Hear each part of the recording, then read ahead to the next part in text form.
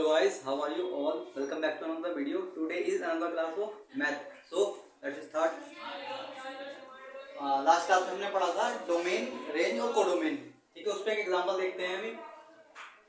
इस बार example arrow diagram के through नहीं बनाया गया है. ठीक है, रिलेशन दिया गया है इसमें 1 2 2 3 3 2 और 4 1 पेयर है.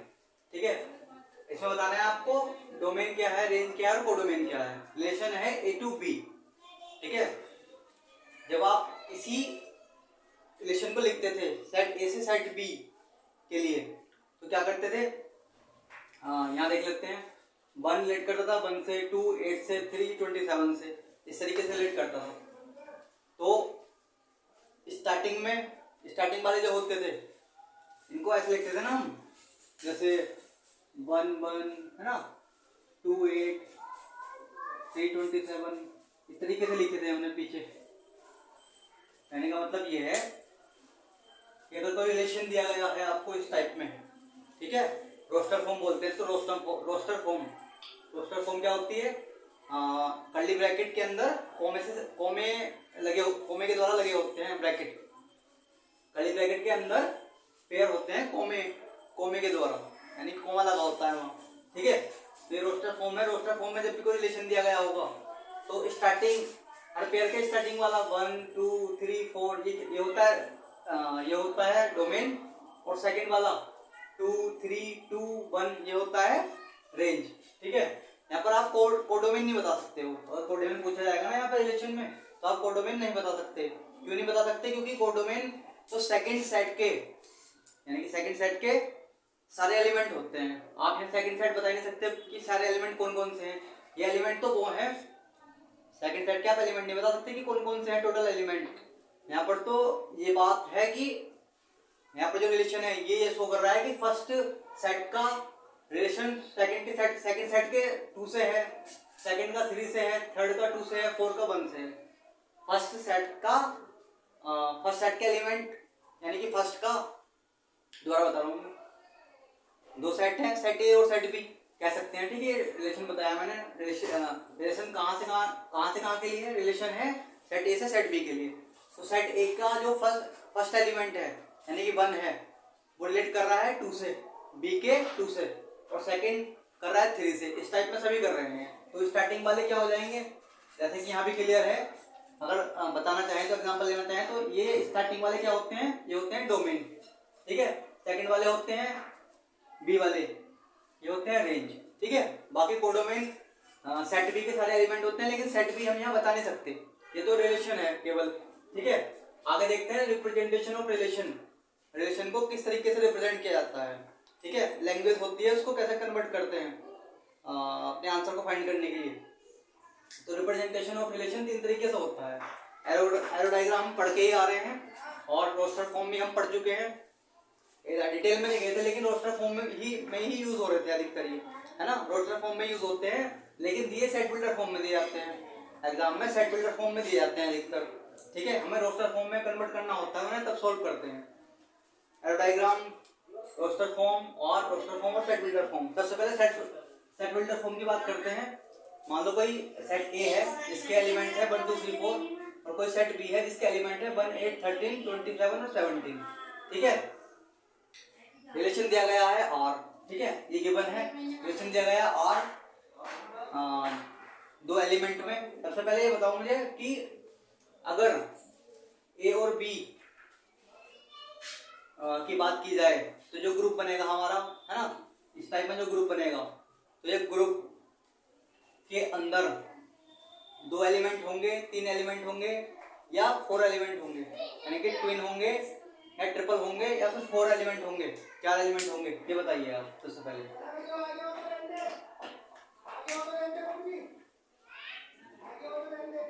देखो यहाँ पर अगर ग्रुप की बात की जाए तो ग्रुप के अंदर 2 एलिमेंट होंगे. ऐसा क्यों?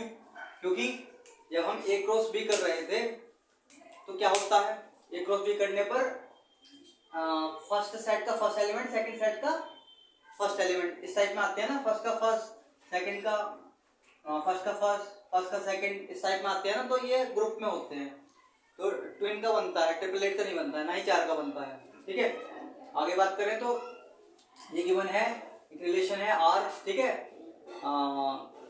ए और बी यानी कि 2 एलिमेंट हैं, उन पर परफॉर्म करना है। कंडीशन क्या है, ये जो कॉलन लगा हुआ है, कॉलन सेमीकोलन बोलते हैं इनको, ये जो लगे हुए हैं ना, दो डैश जो लगे हुए हैं, इनको बोलते हैं सच दैट मतलब ए और बी एक ऑपरेशन है, यानी कि ए और बी 2 एलिमेंट हैं, किस तरीके के हैं वो, किस तरीके के हैं, क्या होना है, ये बताया गया है कि b इक्वल्स टू a की पावर 3। ठीक है, ये ऑपरेशन है, ये परफॉर्म करना है आपको। a रिलेटेड टू a है और b रिलेटेड टू b है। a related to a, b related to b का मतलब है कि a सेट a से लिया गया है, सेट a को रिलेट करता है, और b सेट b को रिलेट करता है। ठीक है, सेट b को रिप्रेजेंट करता है, रिलेट करता है, बात एक ही है ना, कुछ भी कह सकते हो। अब हमें एक चीज है, सबसे पहले ये बताओ कि ये जो रिलेशन है ये a टू b जा रहा है, b टू a जा रहा है, ये बताना है आपको। सेट जो आर रिलेशन है ना, ये a टू b जा रहा है, b टू a जा रहा है, इतना तो क्वेश्चन में आएगा आपके, है ना, ये परफॉर्म करना है हमें, आंसर हमारा नीचे आएगा। ठीक है, अभी पता चल जाएगा किस तरीके से आएगा आंसर। देखो ये रिलेशन जा रहा है a टू b, पता कैसे चला, क्योंकि स्टार्टिंग में a और b दिया गया है ना, ये 2 एलिमेंट दिए गए हैं इस ग्रुप में। ठीक है, ये स्टार्टिंग में a है और ये है b, ए रिलेट करता है a को, b रिलेट कर रहा है b को, तो ये रिलेशन a टू b जा रहा है। ठीक है, रिलेशन a टू b जा रहा है। अब इस फॉर्म को इस तरीके से भी लिख सकते हैं हम। ठीक है, अगर इस फॉर्म को और सिंपल करना चाहें ना, तो इस तरीके से भी लिख सकते हैं। ये जो पूरा रिलेशन दिया गया है ना, इतनी सारी बातें, ये तो इसको शॉर्ट फॉर्म में ऐसे भी लिख सकते हैं, यानी कि दूसरे तरीके से ऐसे भी लिख सकते हैं।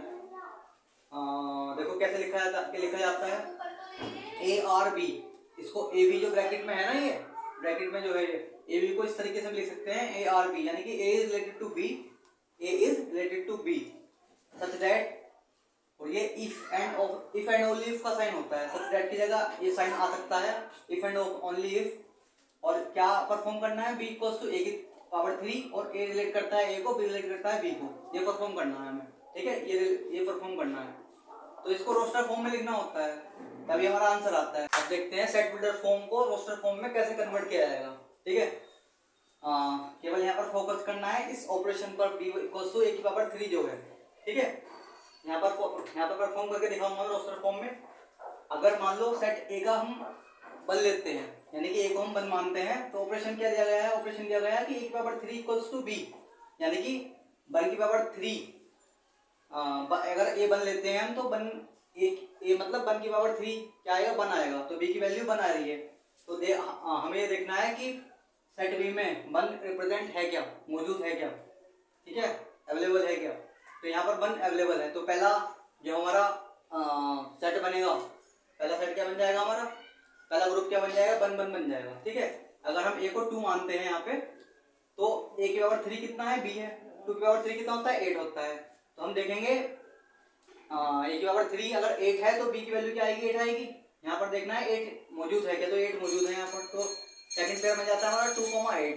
फिर हम देखते हैं 3 की पावर 3 क्या होगा, 27, b की वैल्यू 27 आ रही है। देखेंगे हम कि 27 सेट बी में मौजूद है क्या, तो 27 सेट बी में मौजूद है, इसलिए थर्ड ग्रुप बनेगा हमारा 3 और 27। ठीक है, ये होता है। और एरो डायग्राम देखा जाए, समझ में आ गई रोस्टर फॉर्म कैसे परफॉर्म की जाती है। यहाँ पर कोई सा भी वो होगा, ऑपरेशन होगा, ठीक है, उसके अकॉर्डिंग ही लिखना है यहाँ पे। आगे एरो डायग्राम देखते हैं। एरो डायग्राम में क्या बताना था, कुछ नहीं बताना था, ये तो पीछे भी किया था।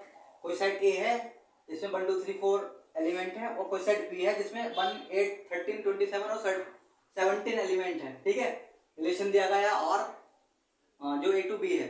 ठीक है, 1 1 को रिलेट कर रहा है, 2 8 को रिलेट कर रहा है, 3 27 को रिलेट कर रहा है। ठीक है, यहाँ से यहाँ पर आए हैं, इस रिलेशन को परफॉर्म कर रहे हैं हम एरो डायग्राम में।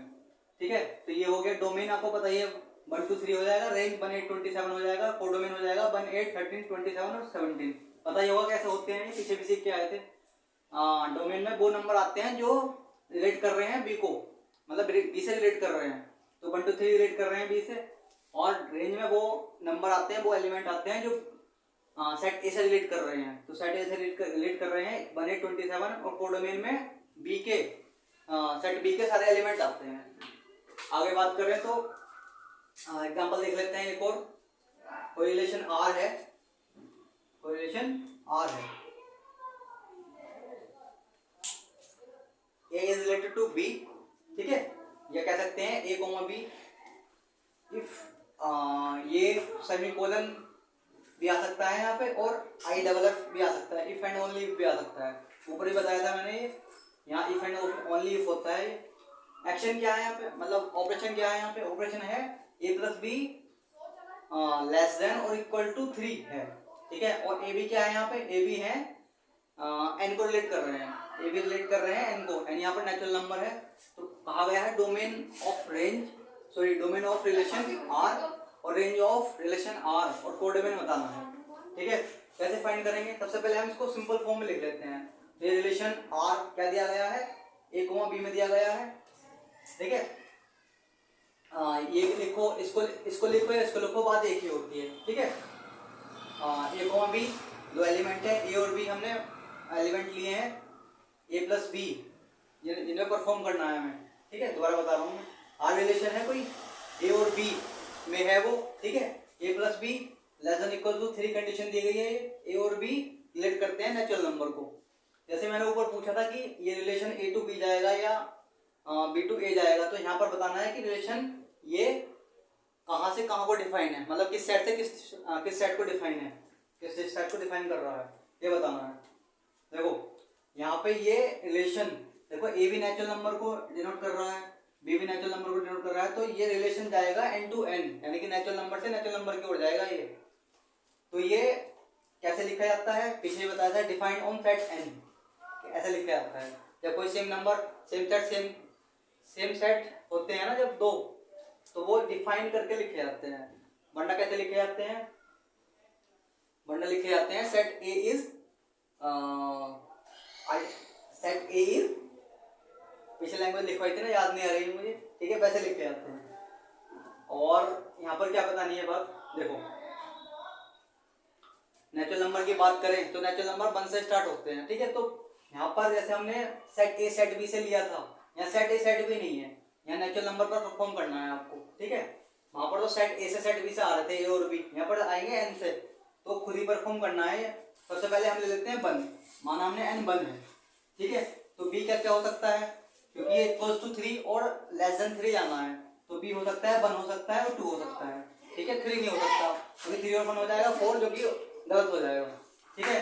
और अगर हम ए को 2 मान लेते हैं, पहले फर्स्ट माना था, अब ए को 2 मान लेते हैं, तो बी क्या आ जाएगा 1 आ जाएगा, और 2 नहीं आ सकता क्योंकि 2 और 2 4 हो जाएंगे। तो ये 3 हमारे 3 ग्रुप बने हैं सेट आर में, ठीक है, रिलेशन आर में 3 ग्रुप बने हैं। डोमेन, रेंज और कोडोमेन की बात करें तो अब रिलेशन जब आ जाता है तो डोमेन हो, रेंज हो, कोडोमेन हो, कुछ भी फाइंड कर सकते हैं हम। डोमेन मैंने जैसे ऊपर बताया था कि रिलेशन के फर्स्ट एलिमेंट डोमेन के अंतर्गत आते हैं और सेकंड एलिमेंट आते हैं रेंज के अंतर्गत। और कोडोमेन, अगर हमारे पास सेट बी के सभी एलिमेंट है तो कोडोमेन शो हो सकता है, वरना नहीं होता है उसमें। तो डोमेन आ जाएगा 1 और 2, एलिमेंट रिपीट नहीं होगा, ये 1 2 बार नहीं आएगा, एक ही बार आएगा, ठीक है। और रेंज की बात करें तो 1 और 2 आएगी, ठीक है। 1 रिपीट यहाँ भी नहीं होगा। कोडोमेन को हम नहीं बता सकते हैं, ठीक है, कोडोमेन को हम शो नहीं कर सकते हैं, क्योंकि कोडोमेन के लिए बी के सभी एलिमेंट चाहिए हमें, यानी कि सेट बी यानी कि सेकंड सेट के सभी एलिमेंट चाहिए होंगे, वो जो कि यहाँ नहीं है। इससे आगे देखते हैं नेक्स्ट स्लाइड में, सेट बिल्डर फॉर्म को रोस्टर फॉर्म में कन्वर्ट करते कहते हैं, ठीक है। Roster form, set builder form को कैसे सोल्व किया जाता है, एक एग्जांपल के थ्रू और समझते हैं, ठीक है। एग्जांपल में बताया गया है कि ए कोई सेट है, इसमें एलिमेंट है 1 2 3 4, और बी कोई सेट है, इसमें एलिमेंट है 1 2 3 7 और 8। सेट बिल्डर फॉर्म दी गई है, R equals to A B कोई एलिमेंट है, A and B, here A and B are coprime. यहाँ पर कंडीशन क्या है, ए और बी कोप्राइम है, ठीक है। A related to A and B related to B, A का संबंध सेट ए से है और बी का संबंध सेट बी से है, ठीक है। क्या क्या क्या क्या कहा जा रहा है इसमें, represent relation R in roster form, roster form में रिलेशन को रिप्रेजेंट करना है, and also draw its arrow diagram, ठीक है, एरो डायग्राम भी ड्रॉ करना है। देखो रोस्टर फॉर्म में कन्वर्ट करने के लिए कंडीशन को अप्लाई करना पड़ता है। कंडीशन यहाँ है कि कोप्राइम होने चाहिए, ठीक है, सबसे पहले क्या करते हैं, सबसे पहले सेट ए का वन लेते हैं, इधर वन लेना पड़ेगा। ठीक है, वन और वन। सबसे पहले होता क्या है, जब हम दो सेट इनके सेट ए और सेट बी को क्या करते हैं, रिलेशन की फॉर्म में लिखते हैं, तो किस टाइप से लिखा जाता है, first element of first set and first element of set B, again first element, second element, third element, fourth element, fifth element. ठीक है, पहले फर्स्ट सेट का फर्स्ट एलिमेंट लेंगे, सारे नंबर रिलेट करेंगे उससे सेट बी के, फिर सेकंड एलिमेंट लेंगे सेट ए का, फिर बी के सारे नंबर रिलेट करेंगे। ठीक है, तो स्टार्ट करते हैं। वन लिया आपने वन, लेकिन कंडीशन को सेटिस्फाई करना चाहिए। ठीक है, वो कंडीशन को सेटिस्फाई करना चाहिए। वन लिया, वन और वन, वन और वन को प्राइम है। ठीक है, इसलिए यहाँ पर लिखा जाता है इनको। आगे टू और टू लिया, टू और टू को प्राइम होते हैं, नहीं होते हैं। ठीक है, सॉरी, वन और टू लिया, वन और टू को प्राइम होते हैं, को प्राइम है तो लिखा गया। वन और थ्री को प्राइम है, को प्राइम है। वन और सेवन को प्राइम है, वन और एट को प्राइम है। टू और वन को प्राइम है। ठीक है, टू और टू को प्राइम नहीं है, क्योंकि यहाँ एचसीएफ वन नहीं है। को प्राइम क्या होते हैं, जिनका एचसीएफ वन होता है। टू और टू नहीं आएंगे इस सेट में। फिर टू और थ्री आएंगे, टू और सेवन आएंगे, टू और एट नहीं आएंगे। ठीक है, फिर थ्री वन आएगा, थ्री टू आएगा, थ्री थ्री आएगा, थ्री और थ्री नहीं आएगा। क्यों नहीं आएगा थ्री और थ्री, क्योंकि थ्री और थ्री में भी एचसीएफ वन नहीं है। ठीक है, आगे थ्री और सेवन आएगा, फिर थ्री और एट आएगा, फिर फोर वन, फोर टू नहीं आएगा क्योंकि यहाँ एचसीएफ वन नहीं है। फोर थ्री आएगा, फोर सेवन आएगा, फोर एट नहीं आएगा क्योंकि फोर एट में भी एचसीएफ वन नहीं है। ठीक है, टू और टू भी नहीं आया था क्योंकि वहां भी एचसीएफ वन नहीं था। ओके, तो ये आगे रिलेशन को रिप्रेजेंट करना आपको आता ही है, आर से रिप्रेजेंट करते हैं। और एरो डायग्राम आप इसका बना लोगे। ठीक है, एरो डायग्राम कैसे बनेगा, एरो डायग्राम बनेगा इसका, इस दो सेट होंगे, सेट ए का गोला, सेट बी का गोला। ठीक है, जो जो फर्स्ट नंबर पे हैं, यानी कि हर सेट में जो जो फर्स्ट नंबर पे एलिमेंट बैठे हैं वो फर्स्ट वाले में आएंगे, और बाकी जो दूसरे नंबर पे हैं ग्रुप में वो दूसरे सेट में आएंगे। ठीक है, पीछे भी ऐसे किया था, कर लेना एक बार। आगे नोट याद रखना है, और एक बात और याद रखना है, कोई भी नंबर रिपीट नहीं होगा। ठीक है, जैसे वन दो बार आ रहा है ना, वन एक बार ही आएगा उस ग्रुप में, उस गोले में, उस सर्कल में एक ही बार आएगा वन। ठीक है, कोई भी नंबर रिपीट नहीं होगा यहाँ। नेक्स्ट एक नोट है, इसमें दिया गया है कि number of element in set A P है, number of element in set B Q है। ठीक है, यहाँ से कोई कुछ रिलेशन फाइंड करने हैं हमें, 1 2 3 4 4 रिलेशन फाइंड करके बताएंगे, और 5 रिलेशन फाइंड करके बताएंगे इससे कि क्या आते हैं। ठीक है, अगर यहाँ n a क्रॉस b की बात की जाए, यानी कि number of element in a cross b कितने होंगे, तो वो होंगे पी क्यू, क्योंकि n a क्रॉस b क्या होता है, n इंटू एन भी होता है, पीछे करके आए हम ये। ठीक है, तो पी क्यू हो गया। अब टोटल नंबर ऑफ रिलेशन बताने हैं, defined from set A to set B, कितने होंगे। देखो नंबर ऑफ रिलेशन कैसे काउंट किए थे, पीछे हमने नंबर ऑफ रिलेशन काउंट किए थे, जितने सबसेट होते हैं है ना, उतने नंबर ऑफ रिलेशन बनते हैं। ठीक है, सबसेट कैसे काउंट करते हैं, सबसेट काउंट करते हैं 2 की पावर सेट ए और सेट बी में जितने नंबर होते हैं 2 की पावर में उतने करके तब सबसेट काउंट किया जाता है। ठीक है, टोटल नंबर ऑफ सबसेट कैसे काउंट होते हैं, 2 की power n A cross B से। ठीक है, यहाँ पर रिलेशन फाइंड करना है, 2 की पावर कितने सबसेट होंगे, 2 की power n A cross B, n A cross B कितना है, यहाँ पर पी क्यू है, इसलिए 2 की पावर पी क्यू। यहाँ पर टोटल नंबर ऑफ रिलेशन है set A to set B. अगर set B to set A पूछा जाए, total number of relation defined from set B to set A कितने होंगे, अगेन सेम होंगे, क्योंकि पी क्यू करो या क्यू पी करो, आना पी क्यू ही है ना, तो यहाँ पर भी 2 की पावर पी क्यू आएगा। ठीक है, बी क्रॉस ए करो या ए क्रॉस बी करो, मल्टीप्लाई में क्यू और पी आना ही, पी क्यू ही आना है। ठीक है, अगर वैसे देखा जाए कि होता कैसे है, तो 2 की power n B cross A करना पड़ेगा। ठीक है, ऐसे टोटल नंबर ऑफ सबसेट आएंगे तब 2 की पावर पी क्यू आएगा। ठीक है, अब बताना है total number of relation total number of relation on set A, defined on set A, total number of relation on set A, define नहीं आता है यहाँ पे। ऑन सेट ए कितने आएंगे? सेट ए का मतलब क्या है? सेट ए का मतलब है कि रिलेशन ए से ए का ही है ना, सेम रिलेशन होते हैं तो ऑन सेट ए पढ़ा जाता है, ऑन सेट ए लिखा जाता है। ऑन सेट भी कब लिखा जाता है, पढ़ा जाता है? ऑन सेट भी तब लिखा जाता है जब सेम सेट हो, ठीक है। ऑन तब यूज होता है जब सेम सेट हो। तो यहाँ अगर सेम सेट है तो एन ए क्रॉस ए क्या आएगा? एन ए इंटू ए आएगा, और एन ए कितना है? पी है, तो पी स्क्वायर आ जाएगा। और ये रिलेशन है ए टू ए में जो मैंने बताया है, ठीक है। तो सब सेट कैसे काउंट होंगे? टू की power n A cross A cross n A cross A कितना है? पी स्क्वायर है, तो टू पी स्क्वायर हो जाएगा। और सेट बी की बात करें यहाँ से ये क्यू स्क्वायर आएगा, और ये क्या हो जाएगा? टू क्यू स्क्वायर हो जाएगा, क्यू की पावर टू, ठीक है। अब total number of non empty relations की बात करें, total number of non empty relations defined from set A to set B कितने होंगे? नॉन एम्प्टी रिलेशन आपको बताया था कि हर रिलेशन में एक एम्प्टी रिलेशन होता है, ठीक है। हर रिलेशन में एक एम्प्टी रिलेशन होता है। Total number of empty non empty relations की बात करें set A to set B, तो वो कितने आए थे? कितने आएंगे? A to set B total number of relation आए थे टू की पावर पी क्यू, और एक माइनस करना पड़ेगा, कौन? वो जो एम्प्टी रिलेशन होता है, ठीक है। तो total number of non empty relations आ जाएंगे defined from set A to set B. अगर बी टू ए पूछा होता है तो टू की पावर पी क्यू माइनस बने ही करना पड़ता तब भी, ठीक है। यहाँ तक समझ में आ गया होगा आपको? कुछ बातें याद रखना, दो तीन बातें, इनका यूज होगा आगे। आगे इमेज और प्री इमेज की बात करें तो क्या आएगा? क्या होता है इमेज और प्री इमेज, ठीक है। ये भी रिलेट करता है डोमेन से और रेंज से, ठीक है।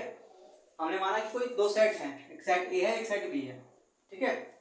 और रिलेशन सेट ए है सेट बी है, रिलेशन आर डिफाइन कर रहा है set A to set B, ठीक है। ऐसा कहा जाएगा, ठीक है। ये नहीं कहा जाएगा सेट ए है सेट बी है, ये रिलेशन है ए टू बी, ठीक है।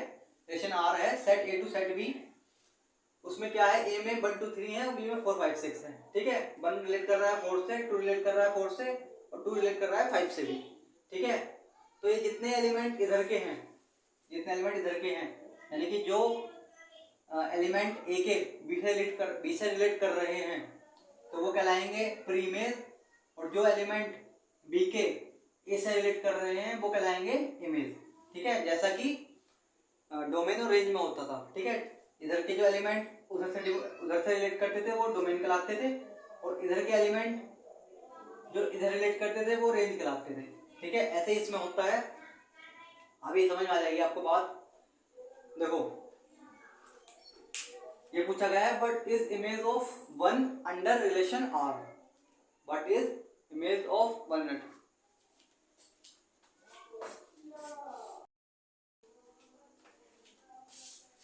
ये पूछा जा रहा है what is image of one under relation R, R के रिलेशन में, रिलेशन आर के अंडर में इमेज क्या होगी? वन की, ठीक है। वन कहाँ पर है? यहाँ इमेज क्या बनती है? सेकंड सेट में, तो वन की इमेज बन रही है 4 से, तो आंसर आ जाता है 4। 2 की पूछी जाती है, 2 की बन रही है 4 से और 5 से, 4 से और 5 से। अगर 3 की पूछी जाती, 3 की इमेज किससे बन रही है? रिलेशन आर के अंडर में 3 की इमेज क्या है, ठीक है। तो इमेज से 3 की इमेज किसी से बन नहीं रही है, तो यहाँ पर लिखेंगे कुछ नहीं बन रही है, ठीक है, नथिंग। समझ में आई कोई बात आपको? नहीं आई? देखो अब हम यहाँ से क्या पता चल रहा है हमको? अभी नहीं बता रहे वो बात। देखो अब अगर प्री इमेज पूछी जाए, मान लो प्री इमेज पूछी जा रही है कि 4 की अंडर रिलेशन आर क्या इमेज है, अंडर रिलेशन आर 4 की इमेज क्या है, तो 4 की इमेज क्या आएगी? सॉरी प्री इमेज, 4 की प्री इमेज क्या आएगी? वो आएगी 1 और 2, 1 और 2 आएगी, ठीक है। 5 की पूछी जाती तो 2 आती, क्योंकि 5 रिलेट कर रहा है ओनली 2 से। यहाँ से हम ये पता कर सकते हैं। देखो अगर इमेज की बात करें तो इमेज आ रही है 4 और 5, ठीक है। इमेज आ रही है 4 और 5, 4 और 5। ये क्या होता है? क्या होता है? ये रेंज होता है ना, रेंज, ये होती है रेंज हमारी, ठीक है। और यहाँ पर देखो 1 2 आ रहा है, 1 2 आ रहा है, ये क्या होता है? ये होता है डोमेन। तो हम ये नहीं कह सकते कि pre image is nothing but domain, है ना। प्री इमेज क्या होती है? डोमेन होती है। और image is nothing but range, image क्या होती है? रेंज होती है, ठीक है। डोमेन और रेंज का कंसेप्ट भी तो यही है। डोमेन में जो नंबर ए के बी से रिलेट होते हैं वो डोमेन कहलाते हैं, और जो सेकंड सेट के एलिमेंट ए से रिलेट होते हैं इनको क्या कहा जाता है? उनको कहा जाता है रेंज, ठीक है। समझ में आई बात? आगे चलते हैं, ठीक है। अब पढ़ना है हमें इनवर्स रिलेशन। नेक्स्ट स्लाइड में नेक्स्ट है inverse of relation. Inverse of relation का डिफाइन करते हैं। देखिए हमने माना कोई रिलेशन आर है, ठीक है, 1 4 2 5 2 6 है, ठीक है, और आर रिलेशन है ए टू बी, ठीक है, set A to set B relation है। जब हम इसका डायग्राम बनाएंगे तो ये बनेगा relation R A to B 1 2 3 4 5 6, 1 का 4 से, 2 का 5 से और 2 का 6 से, ठीक है। अगर डोमेन की बात की जाए, रिलेशन आर के डोमेन की बात की जाए तो डोमेन बनेगा 1 और 2, ठीक है, पता होगा आपको। रेंज बनेगा 4 5 6, ये मैंने पिछली वीडियो में बताया है, पिछले स्लाइड में बताया है बल्कि, कि रिलेशन का डोमेन या कोडोमेन या रेंज कैसे फाइंड करते हैं, ठीक है।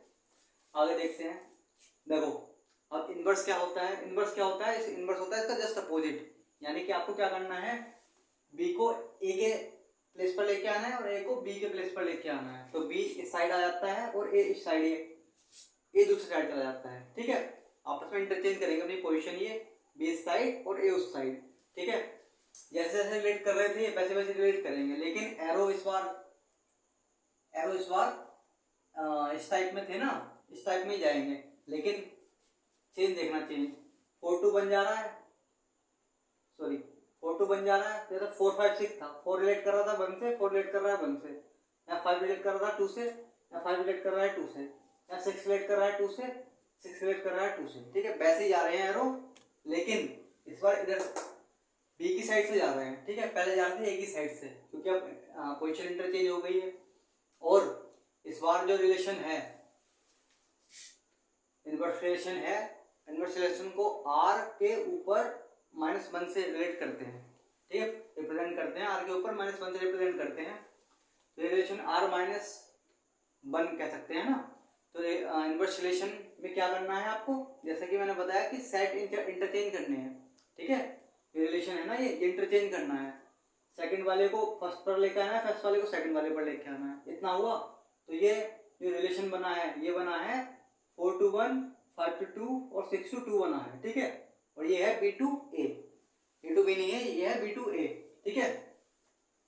अगर डोमेन की बात की जाए तो डोमेन क्या आया है इसका 4 5 6, और रेंज की बात की जाए तो रेंज क्या आई है 1 2 आई है, ठीक है, 1 और 2 आई है। यहाँ से क्या क्लियर हो रहा है, तो इनवर्स निकालना हमें पता चल गया, इनवर्स कैसे निकालते हैं, ठीक है। जैसे अपोजिट कर देते हैं एक दूसरे को, इंटरचेंज कर देते हैं एक दूसरे को, और इनवर्स आ जाता है, ठीक है। लेकिन यहाँ से जो मेन बात हमें पता चली है वो ये पता चली है कि if a relation is defined from set A to set B, that its inverse is defined from set B to set A। जो बात मैं बता रहा था कि अगर कोई रिलेशन डिफाइन है from set A to set B, तो उसका इनवर्स रिलेशन कैसे डिफाइन होगा, उसका इनवर्स रिलेशन डिफाइन होगा set B to set A. समझ में आई बात, आ गई होगी, ठीक है। और एक बात और देखी हमने यहाँ से, क्या बात देखी है, देखो 2 पॉइंट और निकल के आए हैं यहाँ से। वो ये निकल के आए हैं कि देखो, पहले इस बात को कंप्लीट कर देता हूं मैं। इस बात को कंप्लीट करने का क्या मतलब है, इस बात को कंप्लीट करने का मतलब ये है कि जब ये चेंज होते हैं ना आपस में, तो relation A to B, B to A हो जाता है। तो आप अगर किसी रिलेशन का इनवर्स निकालने वाले हो, अगर यानी कि इनवर्स रिलेशन निकालने वाले हो, जैसे 1 4 2 5 2 6 का निकालना है, तो कुछ नहीं करना है, जो ये एलिमेंट है ना इनको इंटरचेंज कर देना है।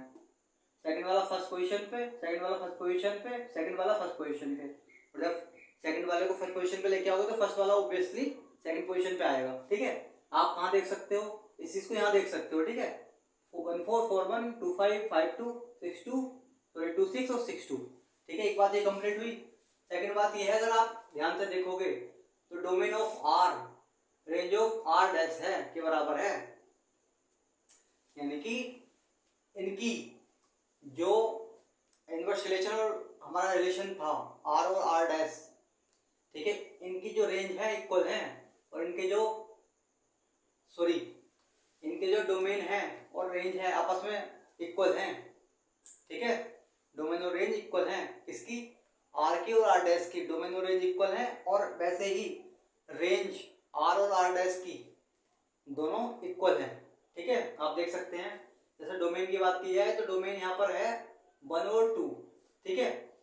और अगर R डैश के डोमेन की बात की जाए तो वहां पर भी डोमेन क्या है, 1 और 2 है, ठीक है, 1 और 2 है डोमेन वहां।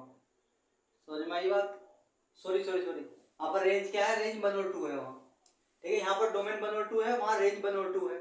यहाँ पर अगर रेंज की बात की जाए तो रेंज यहाँ पर है 4 5 6 और वहां पर डोमेन क्या है 4 5 6, ठीक है। तो इनवर्स वाले का डोमेन और उधर का रेंज, और उधर के अगर उधर का रेंज है तो उधर का डोमेन, ठीक है, ये इक्वल होते हैं आपस में।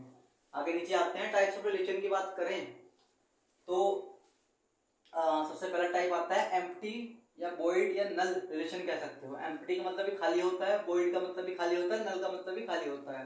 तो ये तो हम पहले ही पढ़ चुके हैं कि रिलेशन को, एम्प्टी रिलेशन को किससे रिप्रेजेंट करते हैं और कहाँ आता है वो, है ना। तो इसको फाई या एम्प्टी ब्रैकेट से, एम्प्टी कर्ली ब्रैकेट से रिप्रेजेंट करते हैं, ठीक है। नेक्स्ट है यूनिवर्स रिलेशन। देखो यूनिवर्स रिलेशन क्या होता है, इफ कहा गया है कि if all elements of set A is related to all elements कर देना इसको, all elements of set B, then it is called universal relation. ये कह रहे हैं अगर सेट ए के सभी एलिमेंट सेट बी के सभी एलिमेंट्स से रिलेट करें, रिलेशन बनाए उनके साथ, तो क्या होता है वो यूनिवर्सल रिलेशन कहलाता है। क्या कहलाता है? यूनिवर्सल रिलेशन कहलाता है, ठीक है। अब हम एग्जांपल के तौर पे बात करें तो माना कोई सेट ए है, ठीक है, माना कोई सेट ए है जिसमें 1 और 2 एलिमेंट है, कोई सेट बी है जिसमें 3 एक एलिमेंट है, ठीक है। आर रिलेशन है ए टू बी, अगर ए क्रॉस बी फाइंड किया जाए, ठीक है, तो क्या आएगा 1 3 2 3 आएगा, 1 3 2 3 आएगा, ठीक है। अगर टोटल पॉसिबल रिलेशन देखे जाए यहाँ पे ए टू बी निकालना पीछे का था हमने, टोटल पॉसिबल रिलेशन कितने कैसे निकालते थे पीछे बताया था, है ना, बल्कि दो बार बताया है। Total possible relation A to B कितने आएंगे, एक तो 1 3 आएगा, एक 2 3 आएगा, एक 1 3 2 3 आएगा और एक 5 आएगा, ठीक है, टोटल 4 आएंगे। लेकिन होता क्या है, देखो यूनिवर्स रिलेशन क्या होता है, ये कहा जा रहा है कि अगर सारे एलिमेंट ए के सभी एलिमेंट सेट बी से रिलेट, सभी एलिमेंट सेट ए के सभी सेट बी के सभी एलिमेंट से रिलेट करें, यानी कि ए क्रॉस बी हो, ए क्रॉस बी में क्या हो रहा है, सेट ए के सभी एलिमेंट यानी कि 1 सेट ए के सभी एलिमेंट सेट बी के सभी एलिमेंट से रिलेट कर रहे हैं। देखो 1 3 से भी कर रहा है, 2 3 से भी कर रहा है, तो ये जहां होगा ना मौजूद उसको बोला जाएगा यूनिवर्स रिलेशन, और ये मौजूद है यहाँ पे, ठीक है। शॉर्टकट में एक बात याद रखना, अगर relation R A to B है तो A cross B universal relation होगा, और अगर रिलेशन बी टू ए है तो B cross A universal relation होगा, ठीक है। अगर आर ए टू ए है तो A cross A universal relation होगा। तो कार्टेशियन प्रोडक्ट, जिनमें दो सेट की बात की गई है उनका कार्टेशियन प्रोडक्ट यूनिवर्सल रिलेशन होता है, क्योंकि जब हम क्या करते हैं, जब हम कार्टेशियन करते हैं तो वहां हर एलिमेंट फर्स्ट सेट का हर एलिमेंट सेकंड सेट के हर एलिमेंट से रिलेट करता है, ठीक है, समझ में आई बात।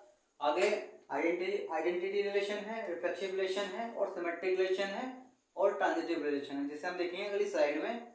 लेकिन दो बातें याद रखना, देखो अगर कोई रिलेशन रिफ्लेक्सिव भी है, सिमेट्रिक भी है और ट्रांजिटिव भी है तो ये रिलेशन कहलाता है यूनिक करके कुछ कहलाता है, ठीक है। अभी नाम याद नहीं आ रहा है एग्जैक्ट, मुझे बताऊंगा अभी मैं नेक्स्ट स्लाइड में बताऊंगा।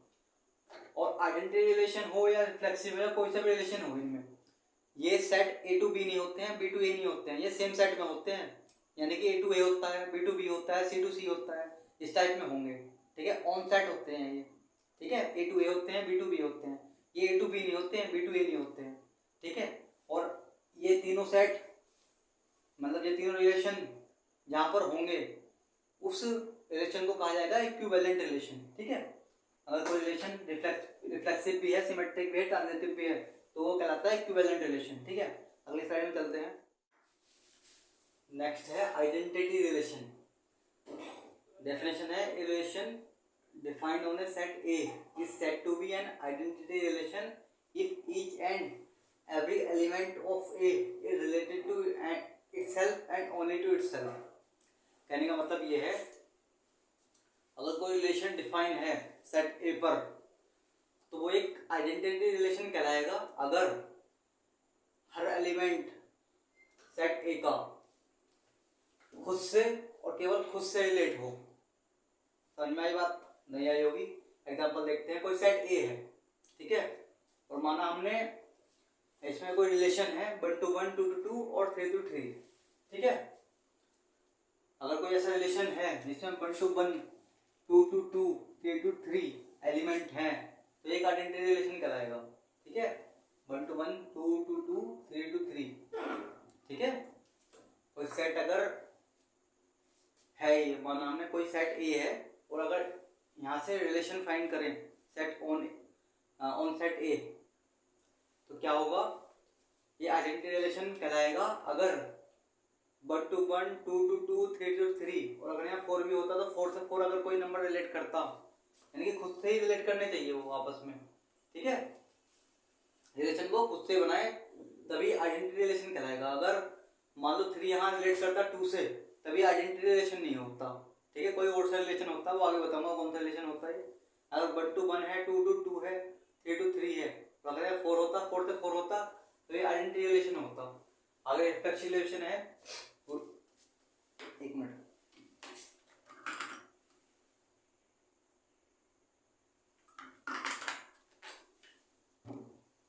आगे रिफ्लेक्सिव रिलेशन, इसमें बताया गया है relation defined on A set A is said to be reflexive relation if every element of set A is related to itself, ठीक है। इसमें एक आ जा रहा है कि कोई रिलेशन अगर डिफाइन है सेट ए पर तो वो रिफ्लेक्सिव रिलेशन कहलाएगा अगर सेट ए के सभी एलिमेंट खुद से रिलेट करें तो। सेट ए के सभी एलिमेंट अगर खुद से रिलेट करें तो देखो कोई सेट ए है, ये सॉरी कोई सेट ए था, ये है ना, ये इसी के ऊपर बता रहा हूं मैं।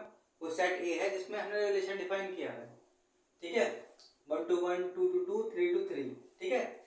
ये सेट देखो 1 to 1 है, 2 to 2 है, 3 to 3 है, लेकिन ये सेट 3 to 2 भी रिलेट कर रहा है। देखो 3 to 2 भी रिलेट कर रहा है, लेकिन ये सेट रिफ्लेक्सिव रिलेशन है। रिफ्लेक्सिव रिलेशन की परिभाषा ये कह रही है कि यहाँ ऊपर वाली डेफिनेशन और इस डेफिनेशन में एक अंतर है, वो ये है डेफिनेशन में अंतर कि ऊपर वाला केवल अपने आप से रिलेट करता है, ठीक है, केवल अपने आप से रिलेट करना चाहिए वो, या कि यानी कि 2 है तो 2 से ही। यहाँ ऐसा नहीं है, यहाँ खुद से रिलेट तो कर सकता है, बाकी और अगर आते हैं तो इसे कोई प्रॉब्लम नहीं है। जैसे 3 ने 2 को रिलेट किया, खुद को रिलेट करने चाहिए, और बाकी अगर किसी और को भी रिलेट कर रहा है तो कोई यहाँ प्रॉब्लम नहीं है, तो ये कहलाता है रिफ्लेक्सिव रिलेशन। अगर सिमेट्रिक रिलेशन देखते हैं, a relation R defined on set A is said to be symmetric relation if A, B related to R, then B, A also belongs to the same relation। ये कहा जा रहा है, अगर देखो आप लोग थ्रू बात समझते हैं। अगर कोई सेट A है जिसमें 1 to 3 एलिमेंट है और कोई रिलेशन R है, ठीक है, जो कि डिफाइन है सेट A में, तो ये R रिलेशन तभी सिमेट्रिक रिलेशन कहलाएगा जब 1 to 1 भी प्रेजेंट हो, यानी कि ए बी भी बिलोंग करे आर को और बी ए भी बिलोंग करे। अगर यहाँ 2 3 होता तो 3 2 भी बिलोंग करना चाहिए था, ठीक है। ये कहने का मतलब है सिमेट्रिक रिलेशन तभी होगा जब ए बी का उल्टा बी ए भी उस रिलेशन में हो, ठीक है। और एक नोट याद रखना कि एम्प्टी रिलेशन हमेशा सिमेट्रिक रिलेशन होते हैं, क्योंकि एम्प्टी रिलेशन में आप ए बी बी ए नहीं कर सकते है ना, तो इसलिए यानी कि आप ए बी बी ए वाला कंसेप्ट नहीं देख सकते। एम्प्टी रिलेशन तो एम्प्टी रिलेशन है, तो एम्प्टी रिलेशन क्या होते हैं? हमेशा सिमेट्रिक रिलेशन होते हैं, ठीक है। अगर ट्रांजिटिव रिलेशन है, डेफिनेशन कह रही है relation R defined on set A is said to be transitive if relation if a, b belongs to R and b, c belongs to R, ac belongs to R for all abc belongs to A। देखो कोई relation R define है A पर, वो तभी transitive relation कहलाएगा जब AB belong करे R को, BC बिलोंग करे R को, ठीक है। अब ये देखो B से एंड हो रहा है, B से स्टार्ट हो रहा है, तो आप कह सकते हो कि B से B कट गया है यहाँ पे, है ना, ऐसे कह सकते हो। तो AC बिलोंग करे आर को, ठीक है। यहाँ एबीसी किसको बिलोंग करते हैं, सेट ए को बिलोंग करते हैं, ठीक है। एबीसी किसको बिलोंग करते हैं, सेट ए को बिलोंग करते हैं। देखो कोई सेट ए है 1 2 3, हमने रिलेशन माना है कोई 1 1 1 2 2 1, ठीक है। अब चेक करना है ये डिफाइन ऑन सेट ए है, और ये चेक करना है कि ये रिलेशन आर क्या ट्रांजिटिव रिलेशन है। पहली बात तो ये कि सभी एलिमेंट के लिए चेक करना है, ये बात सभी एलिमेंट के लिए लागू होनी चाहिए, ए बी बी सी वाली, ठीक है। तो देखते हैं, सबसे पहले 1 1 को चेक करते हैं। चेक करने का तरीका क्या है, सेकंड वाला मतलब लास्ट वाला जो एलिमेंट है किसी दूसरे फर्स्ट एलिमेंट के साथ रिलेट करेगा, ठीक है। जैसे ए बी बी सी था ना, तो लास्ट वाला और फर्स्ट वाला दो ग्रुप के लास्ट और फर्स्ट एलिमेंट रिलेट करेंगे। जैसे 1 1 है तो हमें देखना है कि 1 किन किन सेट के किन किन ग्रुप के स्टार्टिंग में आ रहा है। तो 1 1 आ रहा है 1 और 2 के, तो 1 का 1 2 से बनेगा, ठीक है। चेक करते हैं 1 1 का 1 2 से बनने पर, जैसे कि बताया 1 और 1 तो कैंसिल हो जाएगा, 1 2 बचेगा। तो 1 2 इस होना चाहिए, यहाँ पे रिलेशन में आर में होना चाहिए। ये कहा जा रहा है कि ए सी बिलोंग्स टू आर, 1 2 आर में होना चाहिए, ठीक है। ऐसे सेकंड वाले को करेंगे 1 1 से और कोई नहीं बन रहा, ठीक है। फिर 1 2 से करेंगे तो 2 वाला एक ये है और कोई नहीं है, 1 2 2 1 बनेगा। 1 2 2 1 बनने पे 1 1 आएगा, तो 1 1 भी इसमें है, ठीक है। तो अभी तक तो ट्रांजिटिव रिलेशन है ये। अभी 2 1 देखते हैं, फिर 2 1 1 देखना है हमें स्टार्टिंग में कौन कौन है, कौन कौन से वाले 1 मतलब 1 किस किन के स्टार्टिंग में है, तो 1 इनके स्टार्टिंग में और इनके स्टार्टिंग में है। तो 2 1 1 1 से रिलेट करेगा और 2 1 इस वाले 1 2 से रिलेट करेगा। तो 1 से 1 कैंसिल, कह सकते हैं 2 1 बचा, 2 1 यहाँ है 2 1 है यहाँ पर, ठीक है। फिर यहाँ 1 से 1 कैंसिल 2 2 बचा, लेकिन 2 2 यहाँ नहीं है, तो ये होता है फेल। सभी पर चेक करना होता है, जितने भी एलिमेंट हैं जितने भी ग्रुप हैं सभी पर चेक करना होता है, तो ये ट्रांजिटिव रिलेशन नहीं है। ट्रांजिटिव रिलेशन के बारे में भी ये बात याद रखना कि ट्रांजिटिव रिलेशन भी एम्प्टी रिलेशन की तरह, अगर एम्प्टी रिलेशन है तो ट्रांजिटिव रिलेशन भी सिमेट्रिक रिलेशन की तरह क्या होता है, ट्रांजिटिव रिलेशन होता है। एम्प्टी रिलेशन भी हमेशा सिमेट्रिक रिलेशन की तरह ही ट्रांजिटिव रिलेशन भी होता है, ठीक है। और आगे जब हम एग्जांपल्स देखेंगे बहुत सारे, अभी आगे देखेंगे अगली स्लाइड में या अगली क्लास में, तब आपको क्लियर हो जाएगा पूरा कि रिलेशन होता क्या है, एकदम सही से समझ में आ जाएगा। So that's all for today, we will meet again in the next video. तब तक के लिए bye bye, take care, love you.